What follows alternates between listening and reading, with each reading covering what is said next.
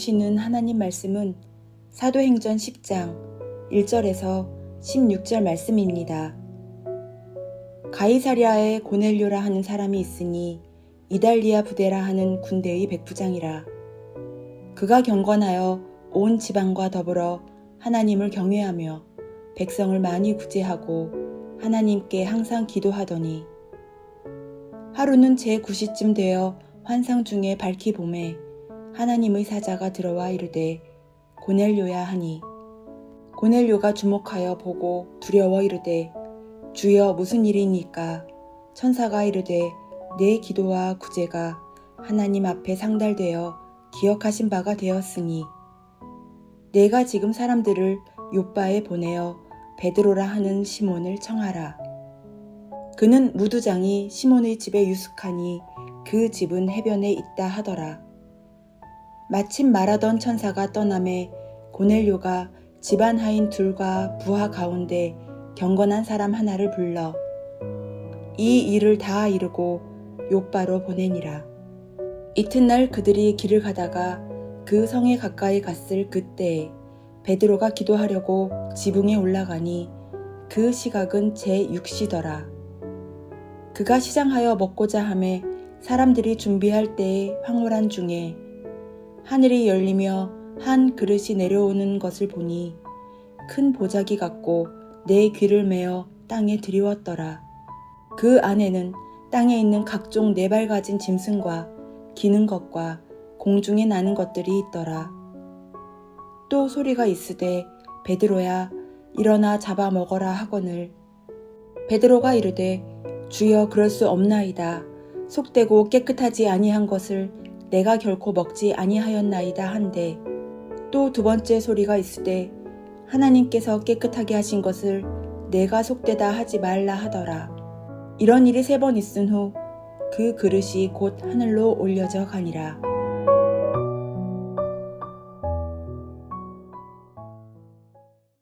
사도행전 10장은 하나님의 구원의 역사가 이방으로 확장되는 굉장히 중요한 내용을 담고 있습니다.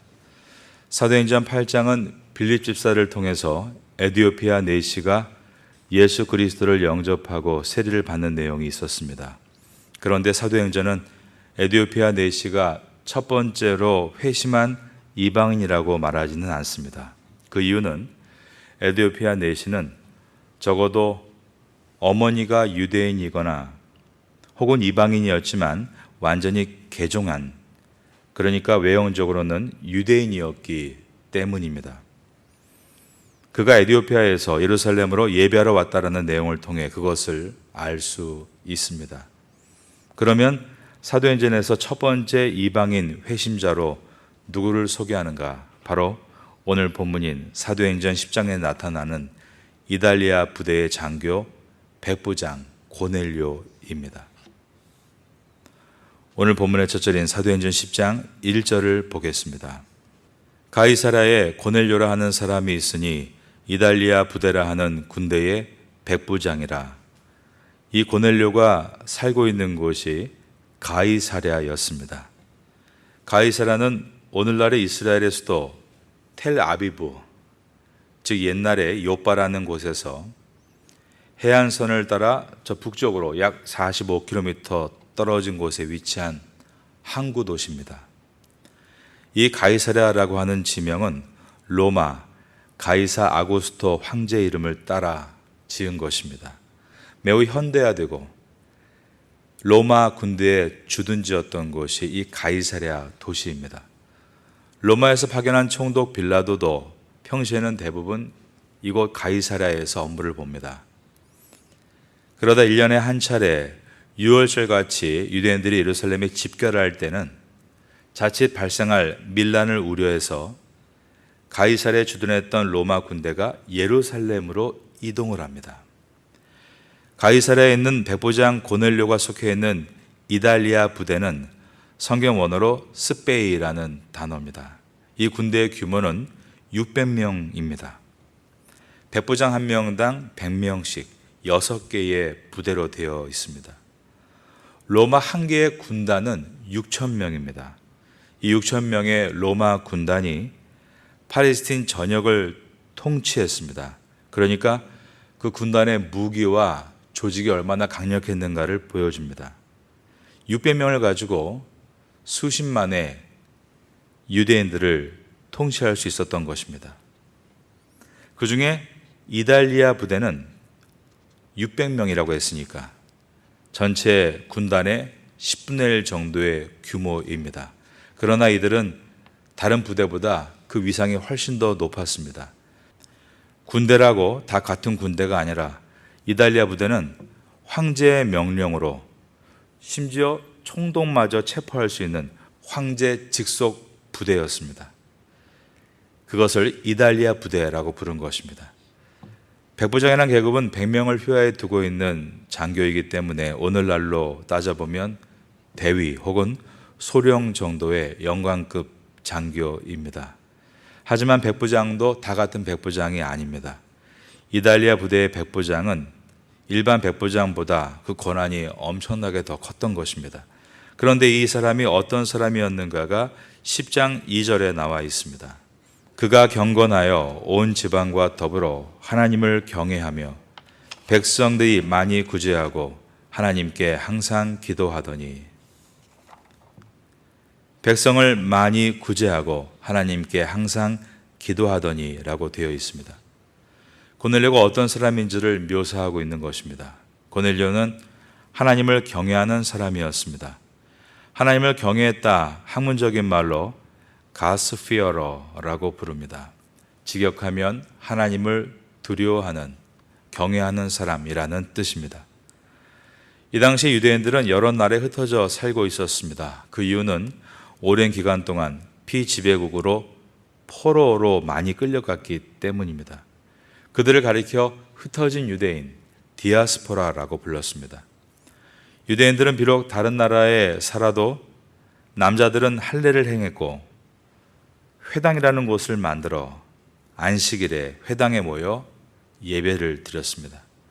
그렇게 그 나라에서 예배를 드릴 때 이방인 가운데도 하나님의 말씀을 사랑하는 사람들이 생기지 않았겠습니까? 유대인들이 지키는 율법을 흠모하는 사람들도 생겨난 것입니다. 이들은 안식일에 유대인처럼 회당에 가서 하나님의 율법을 들었습니다. 하지만 할례를 받지는 않았습니다. 할례를 받지 않았으니 아직 정식 유대인은 아닙니다. 이처럼 말씀을 사랑하고 말씀을 따라 사는 삶을 받아들이지만 할례를 받지 않은 사람들, 즉 정식 유대인이 아닌 그들을 가스피어러, 하나님을 두려워하는, 경외하는 사람들이다, 이렇게 불렀습니다. 고넬료는 바로 가스피어러, 하나님을 경외하나 할례를 행하지 않은 이방인이었습니다. 그의 직업은 이달리아 부대의 백부장입니다. 로마 제국의 가장 자랑스러운 군대 집단에 속해 있고 로마의 정신을 완벽하게 가지고 있는 로마법을 소유한 이 백부장이 유대교 회당에 들어와 하나님 말씀을 듣고 그 율법을 따른다는 것은 결코 쉬운 일은 아닙니다. 비유하자면 우리나라 일제강점기 때 조선 총독부의 소자 정도 되는 어떤 일본 사람이 조선의 향교 같은 곳에 와서 한국의 문화와 문명들을 배우고 따르고 있다고 생각한다면 이것이 참 쉬운 일이 아니었구나라는 것을 생각하게 됩니다. 그런데 왜 그가 그렇게 했었을까를 생각해 보면 이 고넬료는 영적인 갈급함이 있는 사람이었다는 것입니다. 진리에 대한 간절한 추구가 있는 사람이고 자신을 끊임없이 되돌아보는 사람이고 자신을 객관화시킬 수 있는 사람이 바로 이 고넬료였다라고 말할 수 있습니다. 인간적으로는 참으로 흠모할 만한 인격과 깊이를 가지고 있는 사람이다 라고 생각이 됩니다. 또한 이 사람은 하나님을 경외하는 것이 개인적인 경건으로 나타나고 있습니다. 2절에 보니까 그가 경건하여 라고 되어 있는 것입니다. 말씀을 그저 즐겨 듣는 것으로 끝나지 않고 삶의 경건으로 드러나고 있었습니다.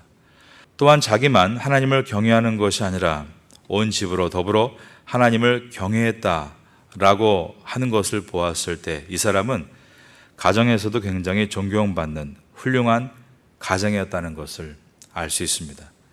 그런데 이 사람의 경건은 또한 경건이 단지 경건한 말투, 표정, 복장에 있는 것이 아니라 실천하는 경건, 즉 백성을 많이 구제하고 하나님께 항상 기도하는 것으로 나타난 것입니다. 어제 성경 본문에서 욥바에 있는 여제자 다비다에 대해서 보지 않았습니까? 다비다가 어땠습니까? 선행과 구제하는 일을 심히 많이 했다. 아름다운 여성을 대표했습니다. 오늘은 남자의 대표격인 고넬료입니다. 그가 어떠했는가? 백성을 많이 구제하고 하나님께 항상 기도했다라고 되어 있습니다. 파테아 선교교회의 꿈이라면 우리 교회의 여성은 다비다와 같은 분들이, 남성은 고넬료와 같은 분들이 나타나는 것입니다. 10장 3절을 보겠습니다. 하루는 제9시쯤 되어 환상 중에 밝히 보매 하나님의 사자가 들어와 이르되 고넬료야 하니, 제9시는 오후 3시경입니다. 아래로 가서 10장 9절을 더 보겠습니다. 이튿날 그들이 길을 가다가 그 성에 가까이 갔을 그때에 베드로가 기도하려고 지붕에 올라가니 그 시각은 제6시더라. 6시는 우리 시간으로 낮 12시입니다. 즉 베드로가 먼저 기도하는 시간에 하나님께서 환상을 보게 하셨습니다. 다음으로 고넬료가 기도하는 시간에 환상을 들려주셨습니다. 즉 하나님께서 이 두 사람을 만나도록 이끄신 것입니다. 저는 우리의 사역은 이런 모습이 되어야 한다라고 늘 생각합니다. 목회자가 기도하고 또한 성도도 기도하는 것입니다. 그러면서 같은 하나님의 뜻을 함께 발견하게 되고 한 마음이 되어서 주님의 뜻을 이뤄가는 교회, 우린 이러한 교회를 사도행전을 공부하면서 꿈꾸게 되는 것입니다. 상식으로 일하는 성도가 아니라 기도로 일하는 성도, 내 계획과 판단을 따라 일하는 성도가 아니라 성령의 이끌림을 통해 일하는 성도, 목회자와 성도가 기도하면서 함께 명확한 하나님의 뜻을 분별해 가는 교회, 그런 교회가 되기를 꿈꾸는 것입니다. 여러분, 고넬료는 아직까지 예수님께서 하나님의 아들과 그리스도이시다는 것은 알지 못하는 사람입니다. 그러므로 고넬료는 아직까지 구원받은 하나님의 백성은 아닌 것입니다. 고넬료는 다만 구약을 사랑하는 가스피어로로 있습니다. 그렇지만 이 고넬료가 시간을 정해놓고 기도할 때 하나님께서 그의 기도에 응답하셨다는 것입니다. 잠언 8장 17절에 이런 말씀이 기록되어 있습니다. 나를 사랑하는 자들이 나의 사랑을 입으며 나를 간절히 찾는 자가, 그 다음 저를 따라하겠습니다. 나를 만날 것이니라. 여러분, 이 새벽에 하나님 앞에 간절히 찾으심으로 주를 만나게 되시기를 예수님의 이름으로 축원합니다. 사도행전 8장을 보셔도 에티오피아 내시가 먼 여행을 왔습니다. 그가 수레를 타고 다시 되돌아가는 길에 빌립 집사님을 만나서 예수 그리스도를 영접하고 세례를 받게 되었습니다. 사도행전 8장의 에티오피아 내시처럼 오늘 본문 10장의 백부장 고넬료, 이들의 특징은 하나님을 사랑하고 간절히 찾을 때 하나님께서 그들의 마음을 받아주시고 그들에게 복음을 주셨다라는 사실입니다. 10장 4절을 보시기 바랍니다. 고넬료가 주목하여 보고 두려워 이르되 주여 무슨 일이니까? 그가 기도할 때 하나님께서 그에게 천사를 보내셨습니다. 천사가 이르되 내 기도와 구제가 하나님 앞에 상달되어 기억하신 바가 되었으니, 여기서 기억하신 바가 되었다, 이 원어의 뜻은 기념비가 되었다라는 뜻입니다. 아직 하나님의 자녀가 아닌 이 고넬료가 하나님 앞에 기도하고 또한 어려운 이웃들을 돕는 구제를 할 때 하나님은 그의 수고를 기뻐하시고 기념비로 삼아 주셨다면 우리가 정말 이 새벽에 나와 기도드리는 것이 얼마나 복된 일인가를 생각하게 됩니다. 하나님께서 우리의 기도를 다 듣고 계시다라는 사실입니다. 천사가 나타나서 무엇을 말했는가? 5절을 보겠습니다. 내가 지금 사람들을 요빠에 보내어 베드로라 하는 시몬을 청하라. 하나님께서 고넬료의 기도 응답으로 천사를 보내셨습니다. 그런데 천사에게 직접 복음을 전하지 않게 하시고 베드로를 청하라라고 하십니다. 그런데 여기서 왜 이렇게 해야 되는지에 대해서 정확하게 말씀하시지 않고 있습니다. 우리가 사도행전을 볼 때 일관적으로 우리에게 나타내 주는 것이 있습니다. 그것은 하나님께서 모든 걸 다 말씀하시고 우리를 인도하시지 않는다라는 것입니다. 구약도 마찬가지입니다. 아브라함을 부르실 때 우선은 내가 내게 지시할 땅으로 가라까지 말씀하셨고, 그리고 그 다음에 너에게 땅을 주겠다. 그 다음에 아들을 주겠다. 너의 자손이 이 땅을 차지하게 될 것이다. 순차적으로 말씀해 주셨다라는 것입니다. 고넬료에게도 왜 베드로를 청해야 되는지 그 이유를 세세하게 말씀하지 않으셨습니다. 그리고 베드로에게도 환상을 보여주시며 말씀하셨지만 그것이 고넬료에게 찾아가야 된다라고 자세하게 말씀해 주시지는 않았습니다. 여기에서 우리가 중요한 원리를 깨닫습니다. 우리는 하나님의 뜻을 전체를 분명히 알려달라고 늘 기도합니다. 놀라운 것은 전체를 알았음에도 별로 순종하지 않습니다. 그런데 성경에 나와 있는 믿음의 선배들은 아직 하나님의 뜻 전체를 알지는 못해도 일단 알려주신 것에 있어서 전적으로 순종했다는 것입니다. 우리는 분명하게 모르기 때문에 제대로 순종할 수 없다, 이러한 태도를 바꾸고 하나님께서 이미 알려주신 것에 있어서만큼은 온전히 순종하겠다라고 결정할 때 우리의 길이 칠흑 같은 안개를 운전하는 것 같은 기분이 든다 할지라도 하나님의 표지판을 따라서 조금씩 안전하게 운전해 가다 보면 무사히 목적지에 도달할 수 있는 것입니다. 하나님은 그렇게 우리를 인도해 가고 계십니다. 10장 7절을 보겠습니다. 마침 말하던 천사가 떠남에 고넬료가 집안 하인 둘과 부하 가운데 경건한 사람 하나를 불러. 고넬료가 하나님 말씀에 순종해서 베드로를 청하기 위해 두 사람을 세웁니다. 그런데 거기에 보니까 집안 하인 둘과 부하라고 되어 있는데 이 부하는 성경 원어로 보면 soldier, 군인입니다. 그의 가정에서 하인 두 사람과 자기 군대에서 믿을 만한 부하를 선택해서 보냈다는 것을 알 수 있습니다. 중요한 것은 이들이 경건했다라고 기록하고 있다는 것입니다. 고넬료는 자기만 하나님을 경외하는 사람이 아니라 또한 자기의 가족만 하나님을 경외하게 하는 사람이 아니라 자기 일하는 일꾼들과 부하들도 하나님을 경외하는 경건한 사람이 되도록 영향을 미치는 사람이었다라고 이해할 수 있습니다. 이 말씀을 통해 우리가 우리 자신을 돌아보게 되는 것입니다. 나는 경건한 사람인가? 나는 사람들에게 경건에 이르도록 영향력을 주고 있는 사람인가? 나는 언어 생활을 어떻게 하고 있는가? 어떤 구제 생활을 고넬료와 같이 하고 있는가? 어떤 기도 생활을 함으로 사람들에게 경건의 영향력을 끼치고 있는가? 이 고넬료를 통해서 많은 것들을 돌아보게 됩니다.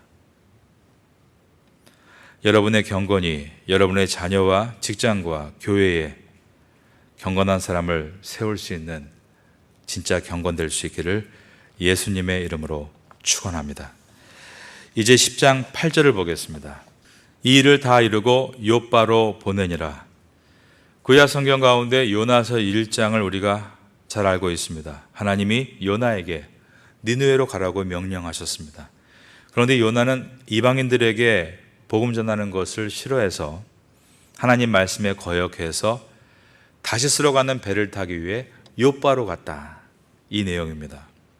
오늘 본문에 이 베드로가 있는 곳이 요빠입니다.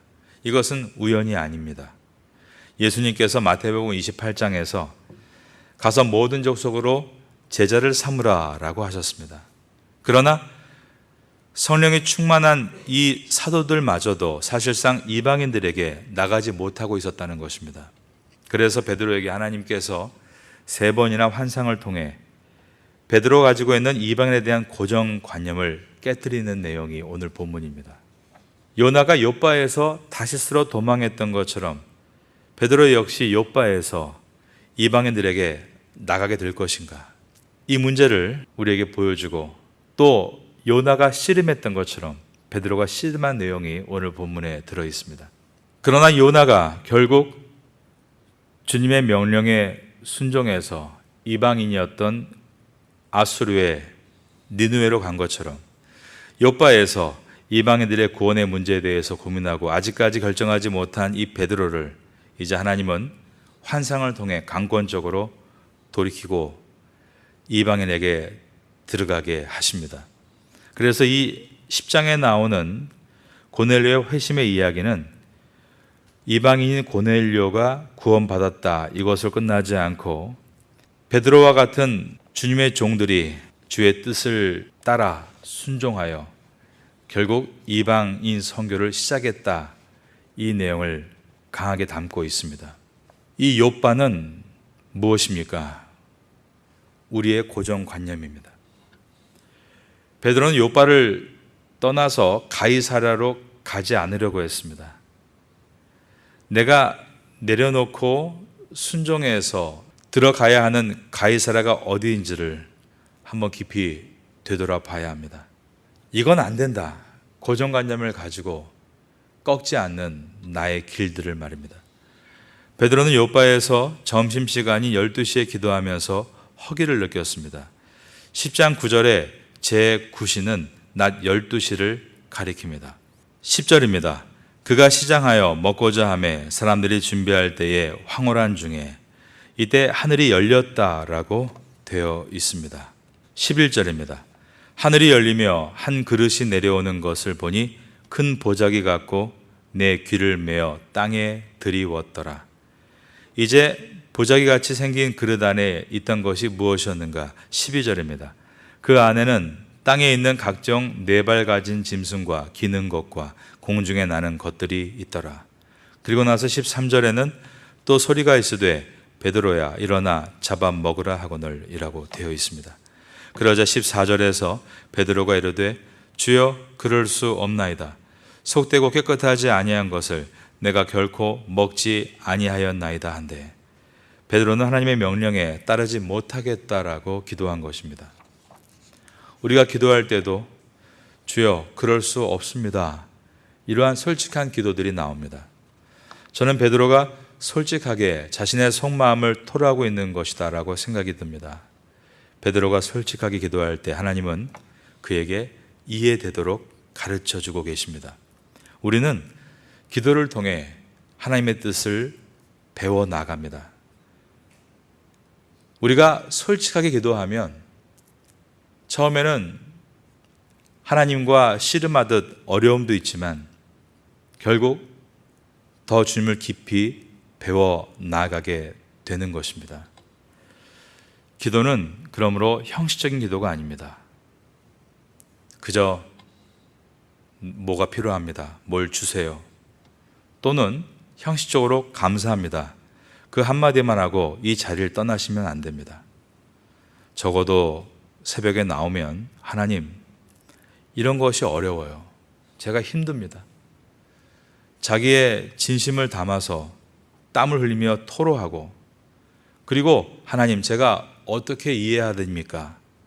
솔직하게 물어야 하는 것입니다. 베드로가 하나님 명령에 따르지 못하겠다라고 하자 두 번째 하나님께서 말씀하셨습니다. 10장 15절입니다. 또 두 번째 소리가 있으되 하나님께서 깨끗하게 하신 것을 내가 속되다 하지 말라 하더라. 예수님은 전에 베드로에게 이 부분에 대해서 분명히 가르쳐 주신 일이 있습니다. 제자들이 음식을 먹을 때 손을 잘 씻지 않고 먹는 것을 바리새인들이 문제 삼았던 일이 있습니다. 그때 예수님은 마가복음 7장 19절에서 말씀하기를 사람의 입으로 들어가는 것이 사람을 더럽게 하는 것이 아니다, 마음에서 나오는 것이 사람을 더럽게 하는 것이다 라고 하시며 모든 식물은 다 깨끗한 것이다 라고 선포하신 것입니다. 그런데 오늘 사도행전 10장 14절을 보면 베드로가 마가복음 7장에서 예수님께 이미 이러한 가르침을 받았음에도 아직까지 유대인의 음식 법을 따라서 속된 음식과 속되지 않은 음식을 가르고 있다는 것을 볼 수 있습니다. 이미 가르치셨지만 온전히 깨닫지는 못했다는 것입니다. 그래서 15절에서 다시 한번 말씀을 하십니다. 또 두 번째 소리가 있으되 하나님께서 깨끗하게 하신 것을 내가 속되다 하지 말라 하더라. 이 말씀의 진짜 의미는 우리가 사람을 대할 때 예수 그리스도를 믿음으로 말미암아 죄사함을 받고 깨끗해지는 것인데, 사람을 대할 때 겉으로만 판단하고 저 사람은 더럽다, 저 사람은 의롭다라고 판단하는 것을 해서는 안 된다는 가르침입니다. 10장 16절을 보면 이런 일이 몇 번 있었다라고 기록하고 있습니까? 3번 있었다라고 말씀하고 있습니다. 오늘 본문의 마지막 절인 16절입니다. 다 같이 읽겠습니다. 시작. 이런 일이 3번 있은 후 그 그릇이 곧 하늘로 올려져 가니라. 하나님께서는 인간에게 명령하시고 지배하시는 분이 아니라 인간에게 설명하시고 사랑하시는 분이다라는 것을 깨닫게 됩니다. 3번이나 환상을 통해 보여주시고 말씀하셨다는 것은 하나님께서 우리들에게 설명하고 계시고 또한 우리를 설득하시는 인격적인 분이신 것을 보여주고 있는 것입니다. 이미 베드로는 사도행전 3장과 4장에서 그리스도의 복음을 위해서 공회에 끌려가서 신문도 당하고 매도 맞았습니다. 그리고 옥에 갇히기도 했습니다. 이미 목숨조차 아끼지 않는 헌신된 사람이었습니다. 하지만 그럼에도 불구하고 이 베드로가 아직도 깨닫지 못하는 것이 있었다는 것은 성도는 끊임없이 배우고 깨닫고 변화되고 성장하는 존재인 것을 오늘 본문이 보여주고 있는 것입니다. 베드로는 기도를 통해 예수님의 가르침을 받았고 점점 주님의 뜻을 이해하게 됐으며, 그리고 믿음의 눈을 넓게 열어서 이방인도 포용할 수 있는 넓은 사도가 될 수 있었습니다. 이것이 언제 일어났습니까? 바로 제9시 기도 시간에 여러분의 기도가 이러한 기도가 될 수 있기를 예수님의 이름으로 축원합니다. 지금은 함께 기도하는 시간입니다. 7월의 공동 기도 제목은 첫째, 태국의 교회들이 부흥되게 하소서. 둘째, 세계의 교회들이 부흥되게 하소서. 셋째, 한인 디아스포라 목회자 포럼을 잘 준비하고 마치게 하소서. 넷째, 장애인 사역 1주년 행사를 잘 준비하게 하소서. 말씀을 붙잡고 기도하는 귀한 시간 되시기를 소망합니다.